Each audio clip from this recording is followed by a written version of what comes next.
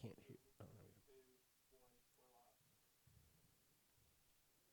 go. Austin P President Mike Licari is celebrating an amazing first year of milestones here on campus and in the community, and we're so glad to have him here to talk about how exciting it is to celebrate that first year. I'm Micah Terrell, and you're joining us here on 91.9 Public Affairs and APSU TV. President Mike Licari, thanks again, and it's such an exciting time, right?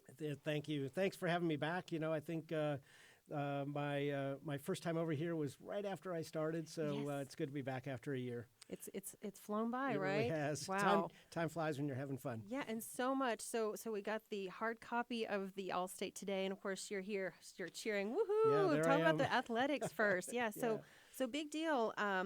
Obviously, we'll get to the OVC in a second, but I want to talk first about what's coming up soon, which is for the baseball team, amazing new clubhouse and new place for the fans. So let's talk about that first. So it's great. On Friday, tomorrow we'll be able to finally cut the ribbon on just a really fantastic facility for the baseball program. The Downey Clubhouse is a great building, great facility for our student athletes and locker room space and other spaces for them to study and hang out, as well as coaches' offices. And so, the generosity of Doug Downey, former baseball player, was instrumental in getting that redone for us. And then, of course, the Sean Kelly K Club, another alum, former Major League Baseball player, is providing an opportunity for our fans to really enjoy just a top-of-the-line space and take in an Austin P baseball game. It's super nice over there. I was blown away because, I remember back when things were very, very humble in the beginning, and now it's just like, wow, this is world class. Yeah, this is top of the line stuff. It's really a level up for our program. Very, very proud of the facilities and the fan experience that we're able to offer as a result. Right, and it's several days celebration, right? We have the ribbon cuttings, and we have the retirements of the jerseys and the games. We really do have a lot going on this weekend with the ribbon cutting on Friday afternoon, and then retirements of jerseys on Saturday. There will be both baseball and softball games going on. There will be a carnival set up on Drain Street between the two stadiums. And so, come on out. It's just going to be one big fun party in the afternoon on Saturday. Definitely. And the weather should be nice. It should be nice. Yep. So let's talk about basketball Gov. So amazing. OVC tourney. You were there in the stands cheering. We have the picture of you here. You're like, woohoo. And then you did their interview with our Zach Pugh and Jamar Perkins during halftime when they were broadcasting live from Evansville. So what was that like to see the men's and women's teams go so far this time? It was great. It was so nice to see them both in the tournament. Very, very proud of Nate James and the men and Brittany Young and the women. For Nate and Brittany to come in as first-year coaches, first time ever as head coaches for our clubs, and do so well throughout the season and make it into the tournament and play well there. I was just very proud of them. The men broke a lot of different kinds of records, and of course the women won a game in the tournament for the first time in a very, very long time, and then were invited to a postseason tournament for the first time since the 2002/3 season. And so really, really proud of Nate, really, really proud of Brittany and their teams. It was just a really fun atmosphere. And it was fun to do the radio interview at halftime of one of the women's games. That was a great treat. That's nice. It was really fun. Yeah, and they really enjoyed it too because we got to put it on our social and it was like, look at that, that's so cool. Yeah, I got to pretend I was an analyst that knew what he was talking about. So it was pretty fun. Yeah, very cool. Now, and related, very exciting news too. Move to the ASUN conference, right? So it's a huge deal. How will this help our recruitment and retainment efforts? Also help the athletes as well. Yeah, sure. This is a great opportunity for us. The ASUN footprint is the Southeast United States, and that makes a lot of sense for our athletics programs. That's where most of our student athletes are recruited from. That's where most of our coaching staff is recruited from. And so for us to get into that market, into that footprint with the Gov, it'll just open so many more doors. It gets us also an opportunity to get in front of a lot more eyeballs. There are about 3 million households in the footprint of the OVC, and there are 10 million households in the footprint of the ASUN. And so we more than triple the opportunity to get the Gov in front of people and to allow them to learn a little bit more about Austin P. Amazing stuff. So Mm-hmm. cool. And if you're just tuning in, you're joining me, Micah Terrell, here on 91.9 Public Affairs and APSU TV. And we're speaking with Austin P President Mike Licari, celebrating a big first year Yeah. here at the P. So, yeah, so moving on, let's talk about military and its support for them. Mm-hmm. Obviously, Austin P has a very long history of supporting military community, the spouses and families, and everyone related, and of course, have the top ROTC programs in the country. Recently, generous donations from the Newton families and the Maynard families. And that's creation of the new Military Student Center and then the Military Hall of Fame within that. So how will these new facilities help further that relationship between Austin P and the military? Yeah, that's a critical relationship for us. I put it at the strategic level for the university because somewhere between 20 and 25% of our students are military affiliated, and so this is an enormous constituency for Austin P in terms of our student body. But then also the connection to the community is so important to me. It's important for the university, and since Clarksville and Montgomery County houses, essentially Fort Campbell. Technically, I guess the home address is up in Kentucky, but we'll claim it. That means that we need to be connected to that community. And so the Newton Center, the Military Family Resource Center, which we cut the ribbon on that last summer, very, very proud of that facility. It is the largest by far in the state of Tennessee, and so it allows us then to serve so many of our students in a way that we could just never do before. It has become that one-stop shop. So if they've got a need to get advice or information about how to use their veterans benefits or how to sign up for classes or whatever it might be, we can take care of all of that right there in the Newton Center. So it's very, very happy to have that open. And then I announced the creation of a Military Hall of Fame at the Board of Trustees meeting that we had earlier this month. I'm very, very excited about that. Given our history, given the connection to the military, it's about time that we celebrated our Austin P family who have connections to the military, who've had exemplary service in the military. And so I'm very, very excited about that too, our opportunity to lift these people up and acknowledge them and thank them. Right, and related to that, too, is, of course, the brand new APSU Institute for National Security and Military Studies, which brings that new degree in for those military students to check out. And we recently spoke with the inaugural director, Dr. Matthew Croston, very excited about his new position. And he's excited, of course, to be joining as the head of the Institute. And he talked about how important it is, and he's very hopeful about the Institute and the programs pushing Austin P into the global stage. How do you feel about that, too? Well, as I said, I think our connection to the military is at that strategic level, and this is one of those assets now that we have as an institution that will propel us to that national level. We can be that nationwide resource on the topics of national security and the military. That's right within our wheelhouse. The academic program that we've launched now is unique as well. And so not only can we provide high-level expertise in the area, we can train the next wave of leaders as well. Definitely can. And again, a huge part of what we do is, of course, education. Obviously, Austin P's educational programs are also making headlines, too, as we saw recently with the teacher apprenticeship program being on the national news, which was amazing.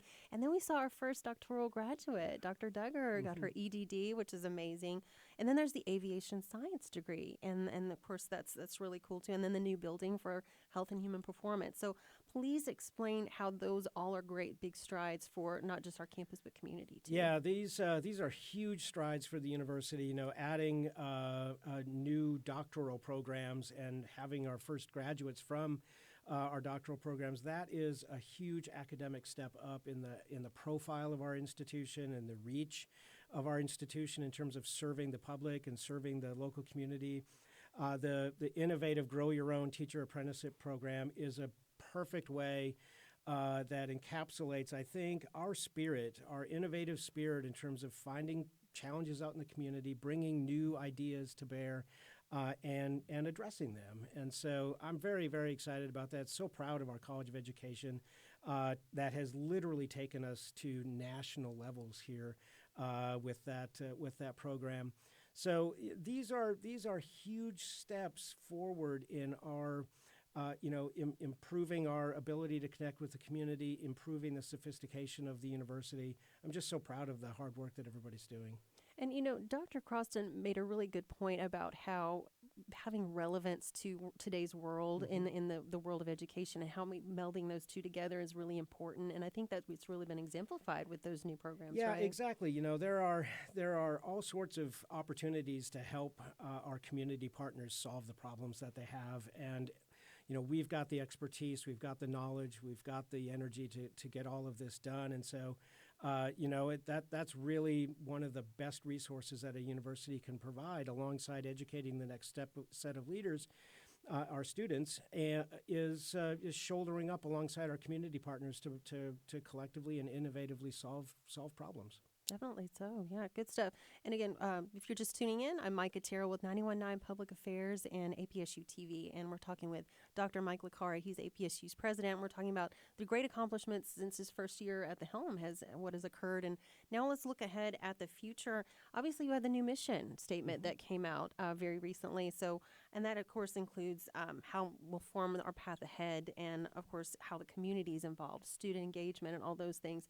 How does this mission statement help us move in, to the years coming? I think the new mission and vision and the statement of our values, which we hadn't had a statement of values before, I think collectively what they do is help the university and everybody affiliated with it focus, so that we can identify the set of priorities that we're going to need to work on, for the next 5 years or so. I'm very mindful that our 100th anniversary is coming up in 2027 as an institution, and so we've got a window of opportunity here, the next 5 years or so, to really focus on a set of things that are going to matter to us, to, as I said before, improve our ability to do good work in the community, improve our ability to meet the needs of students, and improve our ability to improve the quality of life in the state of Tennessee. Definitely so, and like you said, a short window. So I know we're gonna hear some big stuff from you soon. And also wanted to talk to you. Obviously, very important part of what you did was meeting the challenges of COVID, as being in a leadership position. How did that sort of mold you, or did you kind of adapt with it? I mean, it probably was a little bit of both. It really was a little bit of both. When I started here on March 1st of 2021, campus was mostly empty because we were still teaching most of our courses online. And so it was a very awkward time to start, because my job literally is to get out and sing the praises of the university, identify big community partners, and that was really hard to do. It was also hard to get to know people on campus because you could kind of interact with folks over the Zoom screen, but it's just not the same as sitting in a room or going out to lunch with them or something like that. So nevertheless, we needed to be mindful of the pandemic, and at the time when I arrived, the vaccine was only just getting out of there, out of the starting blocks, and so that really wasn't a tool, and so we did have to be mindful of packing people into rooms together. So the vaccine, I think, is one good example of how committed Austin Peay has been to addressing the challenges of the pandemic. We ran and are still vaccinating folks at the moment, but we ran that vaccine clinic in that large tent in the parking lot behind the Student Health Center, and vaccinated thousands of people. And to date, it's been well over 5,000 doses issued, and so very, very proud of our ability to step up, help the community address the challenges of the pandemic. But sitting here now today, I'm very glad that we've managed to have a face-to-face experience for this academic year. It's better for everybody to be together, I think. So I'm very, very happy. It is definitely. There's definitely a different kind of mood, like you mentioned, with that kind of quiet pall. There was nobody, and now it's like, oh, there's movement, there's people. It's wonderful. So yes, and definitely. So I want to shout out for the medical laboratory science folks too. We talked with them about the testing, how much they help too with COVID as well. Yeah, I got an opportunity to tour that facility a couple of months ago, and it just blew my mind how much we're able to do. The technology that we've invested in, the important role that it plays in keeping the community safe, I mean, all the way from, our faculty and staff and students, but then, we run our student athletes who have a pretty aggressive testing regimen per the NCAA. So, it's been a wonderful resource, and very proud of the work that they've done over there because sometimes it was a lot. There were a lot of cars with people driving through. So they worked very hard, and I'm just so proud of them. And they're very nice and kind over there. They're very nice Yes. people. They're tired because they're like, oh my goodness, they're PP'd all over. Right. They're huge mask and glove. They gotta protect themselves. So Right. yeah, so definitely. Now, how do we want to, switching gears a little bit here to talk about academics and retention and relevance? We discussed a little bit about how do we, using what we know, what we've done already so far, how do we use the importance of what we do in academics, research and learning and sharing community experiences, but also serving the students and helping them learn how to do that? How do we put those together to, again, serve the students and the community and also help build what we have here at Austin Peay? Yeah, I think they go. I think the student opportunities to learn and our opportunities to engage with the community to solve problems, those go absolutely hand in hand. I am an enormous proponent of experiential learning. If you can get your students to shoulder up alongside their faculty to go out and work on research projects, do consulting work, do something out in the community to address a need, the community gets access to our expertise. The faculty get to build their scholarship portfolio, and the students get an opportunity to get their hands on something that will give them needed experience once they're graduated and are on the job market, but then also while they're here, they can really put theory to practice. And that's really what experiential learning is all about. And so they do go definitely hand in hand. There's no real trade-off there, I don't think. And it's interesting to see, again, back to the medical laboratory science folks, they are very hands-on. We are very hands-on here in the comm department, biology, all that. I mean, hands-on is a big part of what we do here. It really is. And, some of the radio station here is a one obvious opportunity for students, but they pop up all over the place, where we have our students in the College of Business out doing tax prep for low-income households in the community. So, the experiential learning, I think, is possible in every single program that we have here. It definitely is. Now, let me ask you, what other big things do you envision for Austin Peay? I know we talked about the 100 years is coming soon, and obviously you want to have some big milestones for that. But what are you seeing both in the near term and then the long term? Yeah, so I think in terms of opportunities for the university, we have a tremendous opportunity here for additional programs. I think we have a lot of space to create new, maybe professionally oriented master's programs and doctoral programs. Those, I think, fill a need both out in the community, in the workforce, but then also will allow us to continue to meet student demand. And so I think we're definitely not done in launching new academic programs. I think there is an enormous need out there in some places, particularly.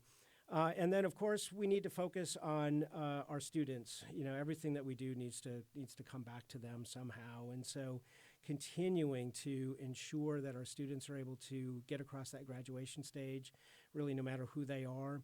So we have some work to do regarding student success and our opportunities to help all of our students reach that finish line. I'm very, very passionate about that. That's really why I'm here. I want to make a difference in the lives of students, and the best way to do that is to make sure they're able to graduate in a timely fashion. So there are lots of opportunities, and the future's bright for the university, definitely. Very, very, very, very bright. And again, there's that support for those students. I think that was really important, helping them be supported and everything too. What specifically, I know we've seen a lot of support for the students with student counseling, with the Learning Center. Are there any other endeavors or initiatives that you would like to kind of grow or perhaps start? Yeah, I think a better melding of all of the supports that we have for students from start to all the way to finish, right? So to ensure that students feel that we've got their back when they walk in the door all the way to when they're preparing to walk out the door with their degree in terms of the Career Center. And it starts with, the recruiting center and it ends with the career center. And so everything in between. And so we're building some capacity in each of the academic colleges to hire some staff that will help with professional advising and other kinds of student success initiatives. And so we're adding some capacity there. These things are not easy, and it takes an investment and it takes intentionality on the part of the university. And so we're creating that right now. And so it's very, very exciting. It is very exciting, and I wanted to ask you a little bit more about career planning in just a minute. Let's remind everybody, if you're just tuning in, we're on 91.9 Public Affairs. I'm Micah Terrell, and if you're watching, you're on APSU TV. Thanks for joining us. We're talking with APSU President Mike Licari about what's ahead for Austin Peay. Obviously, we're in a unique position as, again, a school with a very active, vibrant military community, also active, vibrant civilian community as well, and lots of students coming in from all around Middle Tennessee to go to school here. And I wanted to talk with you about, again, career planning. I noticed a really great option talking with Dr. Reagan about how there's planning that you can actually check out online. There's lots of great career guidance there for students that they might not be aware of. Obviously, that's, again, an area to build upon. Yeah, and so that's one of the things that, it's so rewarding about working in a university is you can open doors that students didn't even know existed, right? They'll show up and they'll have some fairly generic understanding maybe of what they want to do. And then you can show them all of the options maybe within the career path that they were thinking about or weren't thinking about. And so you can just watch their minds just get blown because they had no idea all of these cool opportunities were out there, academic programs that they didn't know existed. And so that's why career planning actually starts at the beginning when a student is arriving to campus so that we can put them on the path that makes the most sense for them so that they're not trying to figure all of this out right at the end of their senior year when they're about to graduate. Yeah, because that clear focus is really important. I know as personally, when I was a freshman, I was like, okay, I'm going to be an art major. I'm going to do this. And then you get in it and you're like, wait a minute, this isn't right for me. And then that support to, okay, what do you want to do? That's where a really good advisor and a team, like you mentioned, is so really important. Correct. And so that's what I'm really excited about is the opportunity to wrap students with that support so that as they kind of figure out what their path is, and sometimes they change their minds. When I went off to college, I was going to be an engineer, and I came out a political scientist. So, students change their mind, and that's great. But what they need, though, is while they're changing their minds or as they're starting their college career is some support, some guidance, and the knowledge that if they do need some help, they can reach out and get it. Definitely so. Now, what do you think? You've had a lot of big things to celebrate, and we're gonna visit your milestone list again. Out of all I know we talked about a lot. We talked about athletics. We talked about the military support students and the Military Hall of Fame, and we talked about obviously all the various educational programs. Is there a favorite of yours, or is there one that we didn't talk about that you would like to share? Well, I don't know about a favorite. It's all been so good. I mean, in all honesty, this has been a really, really fun year, and so many good things have happened. And, I end up getting the opportunity to do a lot of these kinds of interviews or speeches out in the community. And so wrongly, I think I get a lot of the credit for all of these great things that have happened over the last 12 months. And really that credit is owed to all of the faculty and staff and the students here on campus who've worked really hard to make all of these wonderful things happen. Maybe it was the Health Professions Building that we got funding for from the state last year. And of course, there was an army of people who put together that proposal. I shopped it around, and it was approved, but I didn't do all of that work getting it ready. And so I want to make sure that that credit is given to those who've really earned it. So many great things. We wrapped up the What If campaign last summer, 6 months early. It was the biggest fundraising campaign in the history of the university. We raised $65 million for the university and finished 6 months early. What a milestone it was for campus. The movement to the ASUN conference, that's a huge opportunity for the university. the first doctoral student crossing the stage. I mean, how cool is that? That was It's amazing. Yeah, absolutely. So many great things, and I'm just having fun being part of it all. Nice, nice, very nice. And again, we're glad to have you and glad you have you along. Again, the mission, again, which gives us that focus, obviously, is very important. Includes not just us here at the university, but includes everyone around us. To talk a little bit about how the community has been a big support through this whole first year. It really, so the community really has. I mean, just right from the start, very welcoming community. You know, we felt, Kirsten and I felt at home the moment we arrived, and so we're very grateful for that. And the interest and commitment that the community has, the community leaders have for the success of Austin Peay. I'm very grateful for that. It makes everything else a whole lot easier when I've got community partners that I know I can rely on for problem solving and just for partnerships. That goes a long way, and so my thanks to the Clarksville Montgomery County community for all of their support. And we appreciate them too. Thank you. Mm-hmm. And then thank you, Mike, for stopping me by. Yeah. Again, Dr. Mike Licari, APSU's president. Again, great first year and many more to come. Yeah, we hope. thank you, Mike. I appreciate it. Great, no problem. Yeah. And I'm Mike Otero for 91.9 Public Affairs and APSU TV.